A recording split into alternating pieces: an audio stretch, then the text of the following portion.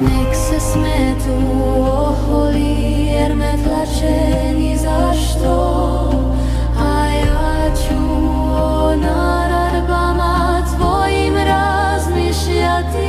Nek mi se priklone štovatelji tvoji koji znaju tvoje zapovjedi.